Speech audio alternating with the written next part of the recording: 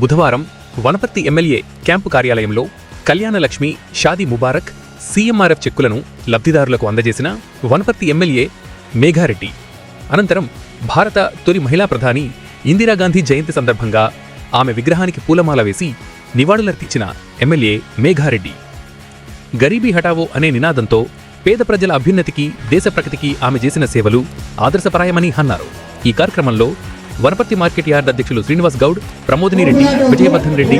రామకృష్ణారెడ్డి, శ్రీనివాస్ గౌడ్, పుట్టబాగుల మహేష్, కృష్ణయ్య, శంకర్ నాయక్, తిరుపతయ్య గౌడ్, నాయకులు తదితరులు